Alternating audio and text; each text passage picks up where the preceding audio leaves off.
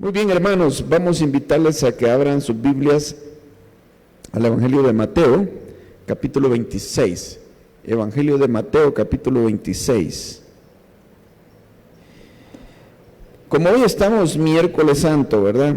Bueno, no me voy a meter a detalles en cuanto a qué día fue que Jesús murió. Pues en nuestra tradición tenemos que fue viernes, sin embargo, para que se cumpla cierta profecía, tuvo que haber sido miércoles, ¿va? Sin embargo, pues sigamos, son otros detalles, pero sigamos en el aspecto de que estamos previos a la crucifixión de Jesús. Y veamos una de las cosas que sucedió esa noche antes de la crucifixión de Jesús. Y quiero destacar algo en esta noche, hablar un poquito del vino que se tomó ahí, lo que significa este vino. Dice Mateo 26, versículo 17. El primer día de la fiesta de los panes sin levadura, vinieron los discípulos a Jesús diciéndole: ¿dónde quieres que preparemos para que comas la Pascua? Y él les dijo: id a la ciudad a cierto hombre y decidle: el maestro dice, mi tiempo está cerca, en tu casa celebraré la Pascua con mis discípulos. Y los discípulos hicieron como Jesús les mandó y prepararon la Pascua. Cuando llegó la noche, se sentó a la mesa con los 12, y mientras comían dijo: de cierto os digo que uno de vosotros me va a entregar. Y entristecidos en gran manera, comenzó cada uno de ellos a decirle: ¿soy yo, Señor? Entonces él respondiendo dijo: el que mete la mano conmigo en el plato, ese me va a entregar. A la verdad, el Hijo del Hombre va, según está escrito de él, mas ay de aquel hombre por quien el Hijo del Hombre es entregado. Bueno le fuera a ese hombre no haber nacido. Entonces respondiendo Judas, el que le entregaba, dijo: ¿soy yo, maestro? Le dijo: tú lo has dicho. Y mientras comían, tomó Jesús el pan y bendijo y lo partió y dio a sus discípulos y dijo: tomad, comed, esto es mi cuerpo. Y tomando la copa y habiendo dado gracias, les dio diciendo: bebed de ella todos, porque esto es mi sangre del nuevo pacto, que por muchos es derramada para remisión de los pecados. Y os digo que desde ahora no beberé más de este fruto de la vid, hasta aquel día en que lo beba nuevo con vosotros en el reino de mi Padre. Hay muchas cosas que hablar sobre lo que nos cuenta este relato, pero me voy a concentrar más en un detalle, en el aspecto del vino. Esa noche, previa a la crucifixión, esa noche lo capturaron a él, ¿verdad?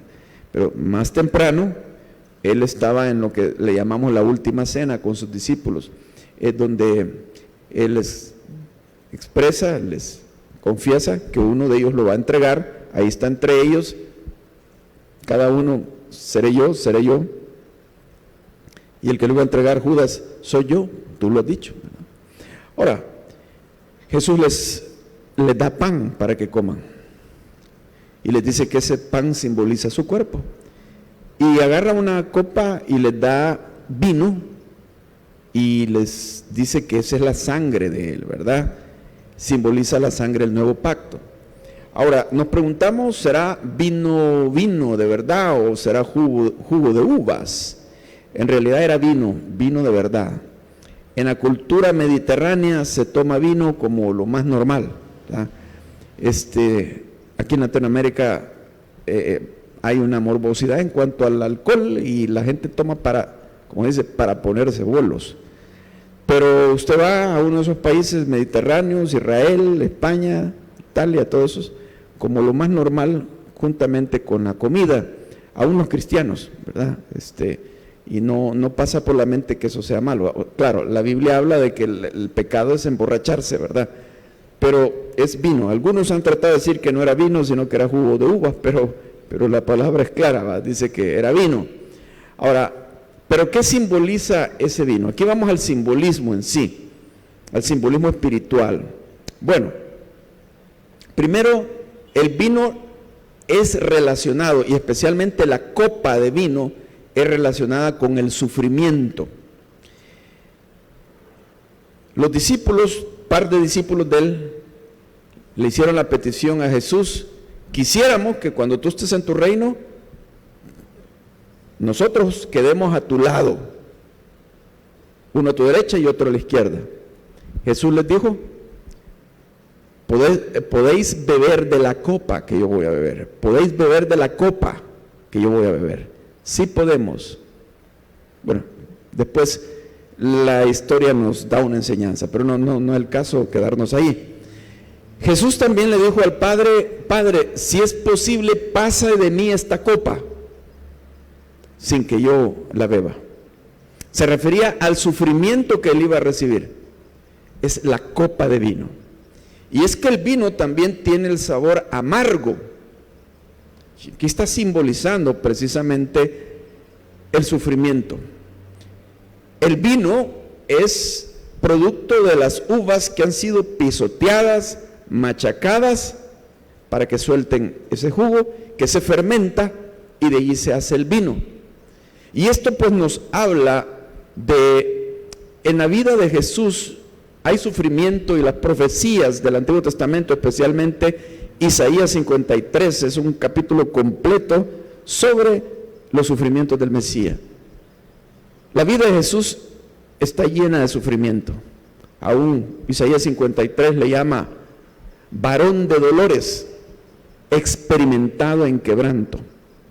Varón de dolores, experimentado en quebranto. Quisiéramos tal vez un Mesías feliz, que solo hablara de felicidad, de cosas positivas y bonitas, porque también nosotros quisiéramos hablar solo de cosas positivas y bonitas, y de hecho creo que algunos predican de esa manera, mensajes positivos, motivantes. Ahora, no quiero decir que está mal motivarnos, pero hemos de entender que ese no es el todo del mensaje de la Biblia. El mensaje de la Biblia aún nos habla de morir a nosotros mismos, nos habla de persecución, y eso, hermano, nos ubica en la realidad. Estar en este mundo implica sufrimiento. No es ustedes que me podrían decir: yo nunca he sufrido. No creo. Ustedes han sufrido. Y todas las personas que están sobre esta tierra han sufrido y van a sufrir. Es parte de la vida.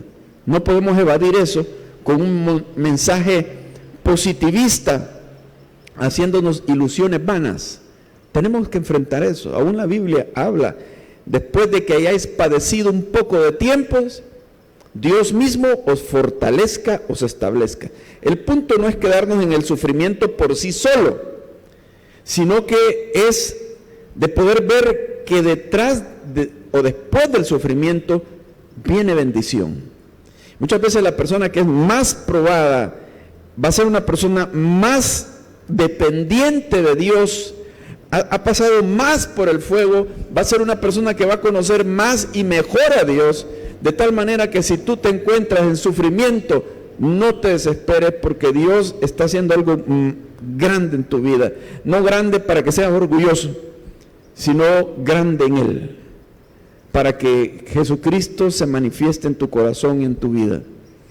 Aceptémoslo, hermano. No tratemos de evadir y decir: mejor me voy de los caminos de Dios porque hay sufrimiento. De todos modos, si te sales de los caminos de Dios, el sufrimiento lo vas a encontrar afuera, de todos modos. Y puede ser que peor, porque ahí sufres, como se dice, de choto. No estás siendo purificado en el Señor. Pero cuando tú sufres como cristiano, Dios es glorificado y tú maduras y creces espiritualmente. Así que encomendémonos a Dios en medio de nuestras pruebas.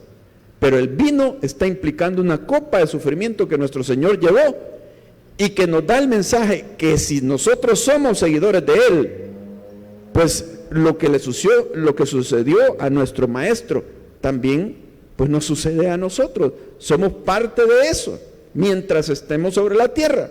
Aún en Hebreos capítulo 12, versículos 1 y 2, nos dice que corramos con paciencia la carrera que tenemos por delante, puesto los ojos en Jesús, el autor y consumador de nuestra fe, el cual, dice, por el gozo puesto delante de él, sufrió la cruz y menospreció el oprobio, por el gozo puesto delante de él.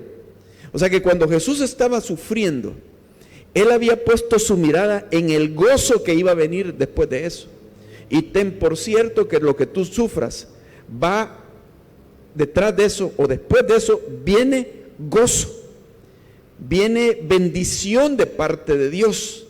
Yo me he fijado esto, que cuando es más intenso el sufrimiento, viene una bendición más pura y más fuerte. Tenlo por cierto. Entonces, cuando estés sufriendo como Jesús, por el gozo puesto delante de él, sufre y menosprecia el oprobio, como fue en el caso de él. Esto es ser cristiano, hermano. No podemos predicar la teología de la prosperidad como el fin del cristianismo, como que esto fuera el propósito, y estar buscando solo los pensamientos de que no tendríamos que sufrir, hermano. Dios no te ha prometido eso. Dios te ha prometido estar contigo. Pero te lo digo para que no te vayas desilusionado después, que yo creí que cuando yo me convirtiera iba a ganar más dinero, no me iba a enfermar, iba a ser bien parecido, todas las cosas me iban a salir bien. No, hermano, no es así. Y el que sufra no quiere decir que necesariamente que Dios te está castigando, ¿verdad? Es parte del hecho de estar aquí. Así que ese es el vino, hermano. ¿Estás dispuesto a seguir a Jesús? Aun cuando implique sufrimiento, de todos modos lo vas a tener fuera. Si no sigues a Jesús, vas a tener sufrimiento y peor. Y por evadir sufrimiento aquí en la tierra, el sufrimiento va a ser eterno, inimaginable, donde no hay retroceso. Por eso a veces el sufrir ahora por las decisiones que tomamos va a traer bendición después. Pero si no queremos tomar ciertas decisiones que implican un sufrimiento, ahorita te vas a librar del sufrimiento, pero en la eternidad lo vas a tener. Ahora, hay una segunda cosa también que implica el vino. El vino implica un compromiso, el compromiso del esposo con la esposa. Ustedes saben que la iglesia es la esposa de Cristo. Ahora, en las bodas hebreas antiguas, habían dos etapas de la boda. La primera etapa, que se llama el desposorio. El desposorio es cuando un joven iba a pedir, a hacer compromiso por una señorita. Iba a la casa del papá y la mamá de ella, y entonces la pedía como esposa. Negociaban. El joven llevaba una dote. Una dote podría ser alguna joya, dinero, alguna propiedad. Algunas quizás salían algo caras, no sé. O tal vez le facilitaban al joven. Pero en esas culturas así es.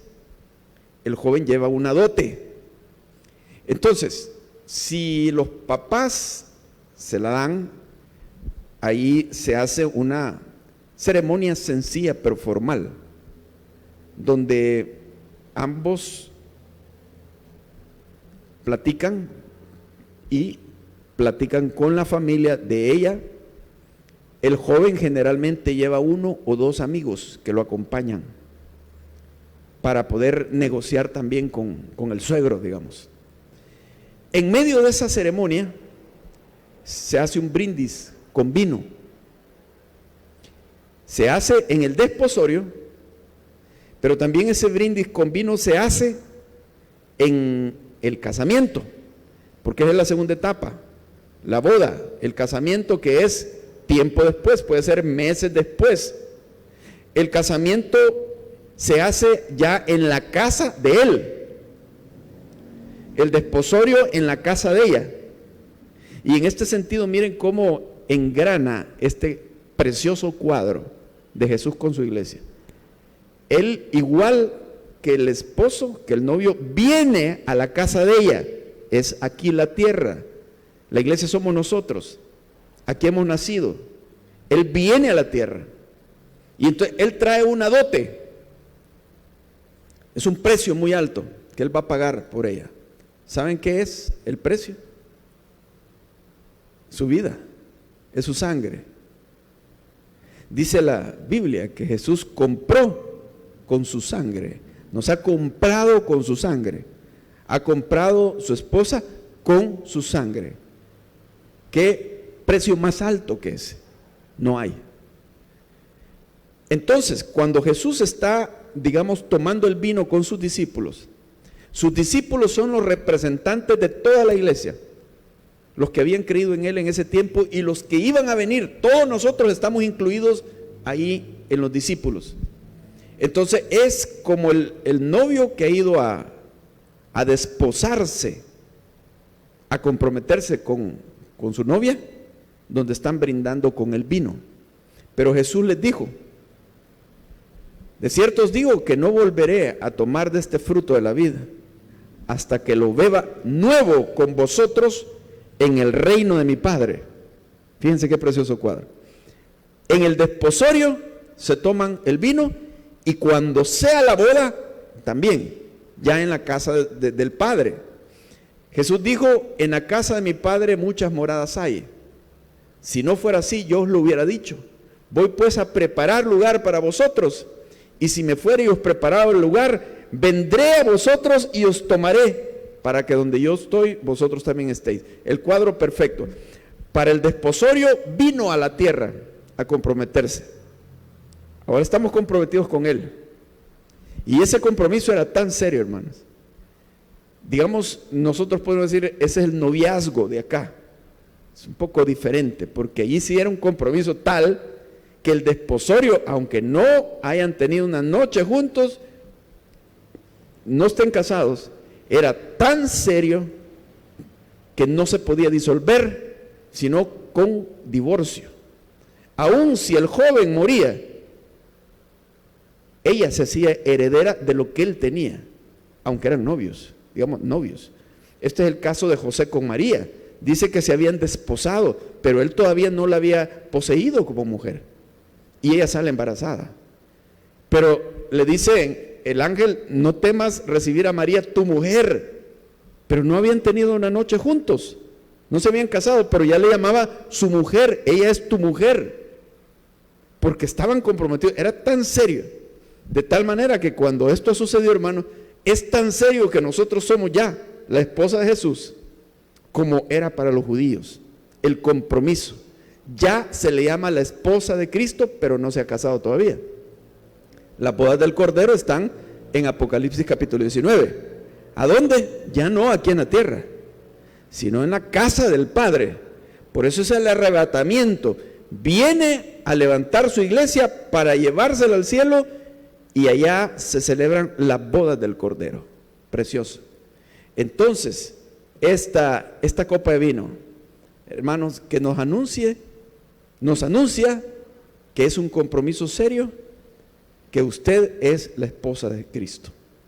Nosotros somos la esposa de Cristo, y Él no nos va a abandonar, y vendrá por nosotros a llevarnos a la casa de su Padre. Y una tercera cosa que vemos acá en el vino es el nuevo pacto. Jesús lo dijo acá, en versículo 27: bebed de ella todos vosotros, todos, porque esto es mi sangre del nuevo pacto, que por muchos es derramada para remisión de los pecados. Nuevo pacto. O sea, eso implica que hay un antiguo pacto. ¿Cuál es el antiguo pacto? El pacto de la ley que Dios hizo allá en el monte Sinaí. Le dio la ley al pueblo de Israel. Pero este pacto tenía una terminación. La Biblia apunta que la terminación de ese pacto son los sufrimientos del Mesías. El primer pacto fue establecido con el hombre. Dios hizo el pacto con el hombre y le dijo al hombre: haz esto y vivirás. O sea, guarda esta ley y vivirás. El segundo pacto, el nuevo pacto, Dios ya no lo hace con el hombre. Dios lo hace con Jesucristo, en favor nuestro. En el primero, Dios le dijo al hombre: haz esto y vivirás. En el segundo, Dios le dice a Jesucristo: haz esto, o sea, el sacrificio por nosotros, y el hombre vivirá. Por eso el primer pacto falló, no porque fuera imperfecto, sino porque nosotros somos imperfectos, y por el primer pacto no nos podíamos salvar, porque no alcanzamos a llenar todos los requisitos de la ley de Moisés, de una manera absoluta, total y permanente. No lo hacemos, no lo hemos hecho. Hemos pecado. Entonces no tenemos suficiente nosotros como para llegar a hacer un pacto con Dios, porque el pacto con Dios es algo serio, pero no tenemos lo suficiente, no somos lo suficientemente santos ni cumplidos, entonces no se puede. Pero Dios, buscando salvarnos, hace el pacto con Cristo, para que Cristo venga y supla lo que a nosotros nos falta. Y lo suple, ¿por qué? Porque Él es Rey de Reyes, Señor de Señores. Él tiene un gran crédito. Dice la Biblia que Él es hecho fiador por nosotros.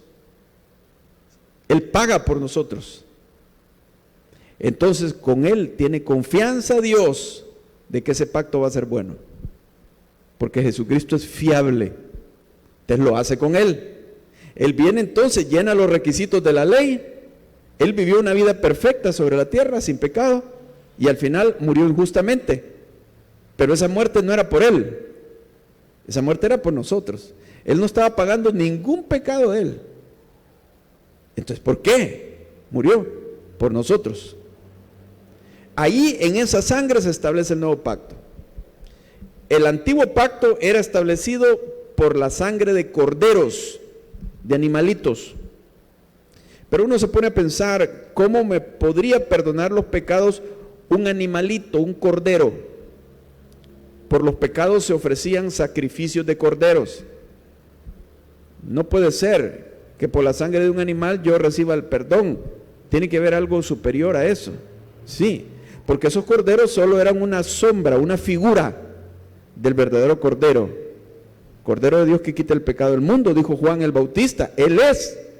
Entonces simplemente aquel pacto era defectuoso, porque solamente era una figura, era un simbolismo de algo superior que iba a venir, que era el verdadero Cordero, Jesús. Entonces el nuevo pacto se establece en la sangre de Jesús, no de un animal, de corderos, sino en la sangre del Hijo de Dios, el Cordero perfecto, el mediador del nuevo pacto.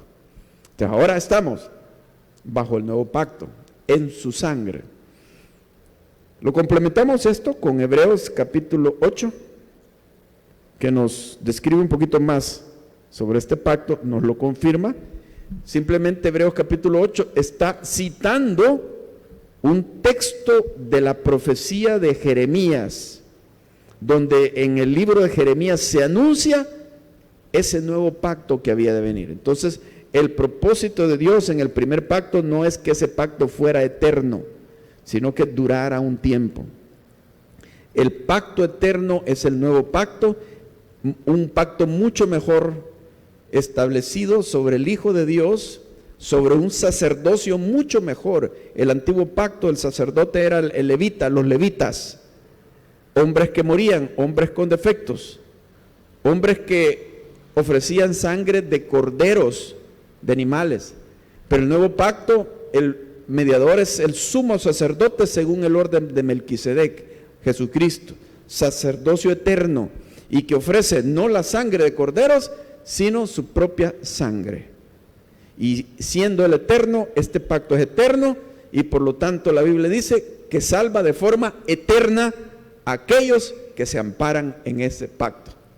Es un pacto muchísimo mejor. Nosotros, hermanos, en esta época hemos tenido el privilegio de conocer ese pacto, de estar en la época de la gracia de Dios. No nos tocó el Antiguo Testamento, la ley de Moisés. Nos ha tocado la época del nuevo pacto. Espero que seamos agradecidos con Dios, ¿verdad? Espero que seamos fieles, teniendo tanto privilegio, tanta revelación de parte de Él. Dice Hebreos capítulo 8, versículo 6. Pero ahora tanto mejor ministerio es el suyo, de Jesús, cuanto es mediador de un mejor pacto, establecido sobre mejores promesas. Porque si aquel primero hubiera sido sin defecto, ciertamente no se hubiera procurado lugar para el segundo. Porque reprendiéndolos, dice: he aquí vienen días, dice el Señor, en que estableceré con la casa de Israel y la casa de Judá un nuevo pacto.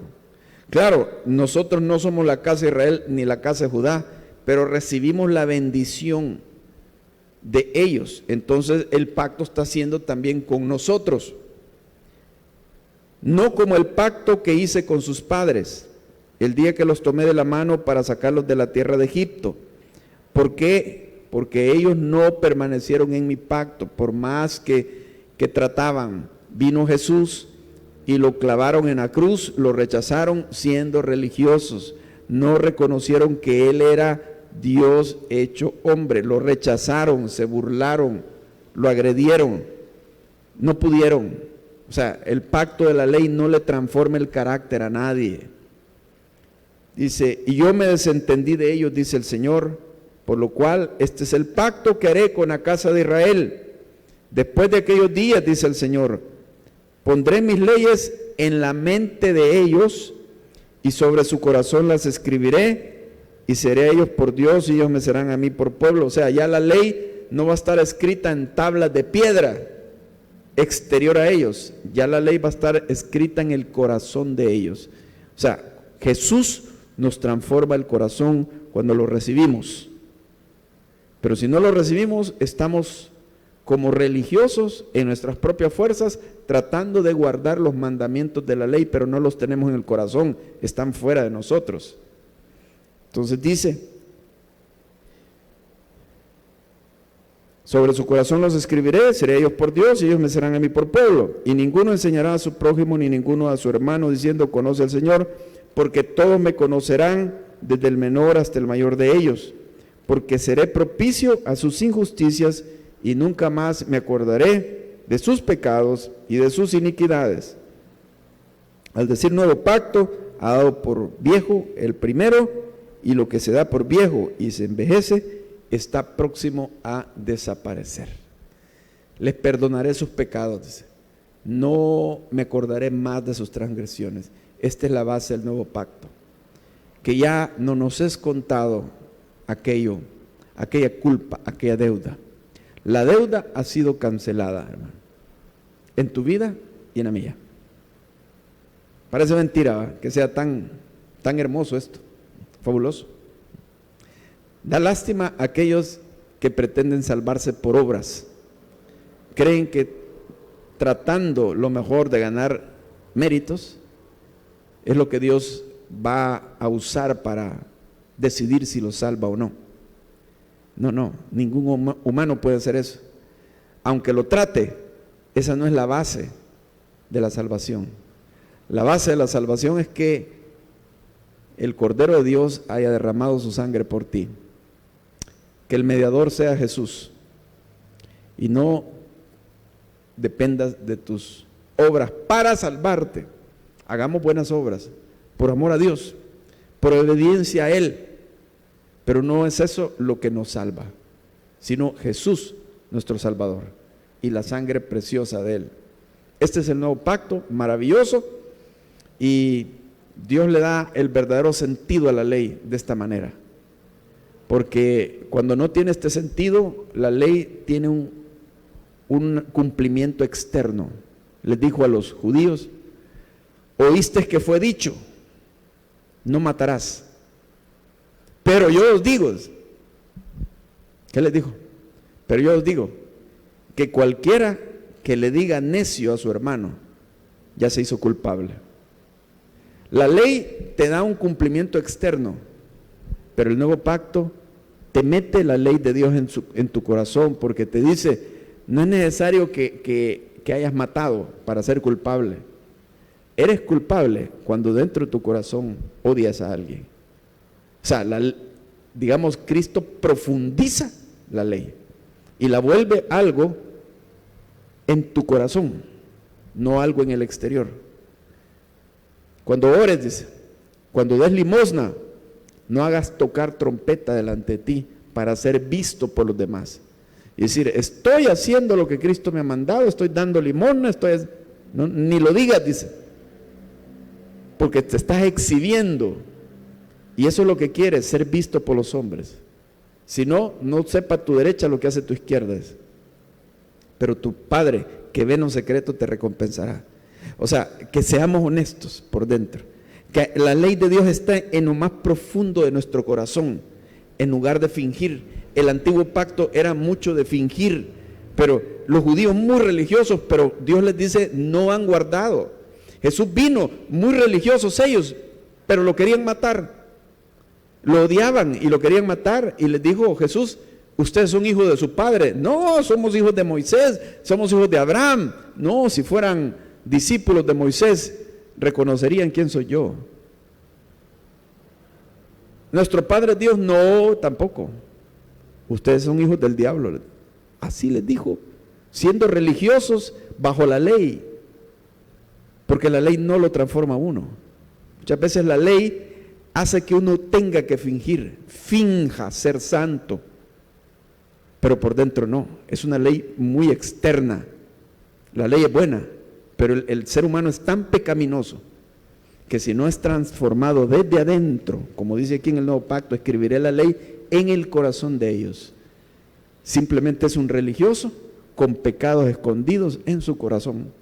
Así que Dios quiere que seamos honestos muy, muy por dentro. Este es el nuevo pacto. No quiere decir que Dios nos haya perdonado todos los pecados. Es como algunos lo malinterpretan, critican esto de la salvación por gracia. Creen que nosotros predicamos de que como Dios ya te salvó, podés hacer lo que querrás. No es eso la gracia. La gracia es: Dios me salvó no por obras, sino por su misericordia, porque Jesús murió por mí. Pero ahora yo quiero obedecerle. Yo quiero hacer su voluntad. Entonces la ley se establece en mi corazón y no en el exterior cuando es el nuevo pacto. El hecho que Dios haya mostrado gracia a nuestra vida hace que nosotros querramos amarlo y seguirlo, y le obedecemos debido a ese gran perdón que nos ha dado.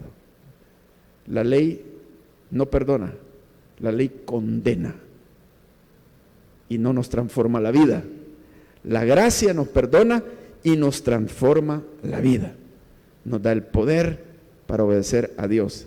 La ley solo te dice: estás equivocado, estás condenado, has hecho mal, has fracasado en esto y lo otro. Eso es lo que hace la ley, pero no te ayuda a levantarte. La gracia de Dios nos ayuda a levantarnos y nos transforma. Así que esto estamos, conmemorando en esta Semana Santa. Cosas maravillosas, grandes, profundas, más allá de lo que la mayoría de gente percibe de estas fiestas. Nosotros, Dios nos ha dado el entendimiento para ver más profundamente estas cosas y celebrarla de verdad, la Semana Santa, ¿verdad? Así que celébrela de verdad, poniendo sus ojos en Jesús, dándole gracias, apropiándose de estas verdades hermosas.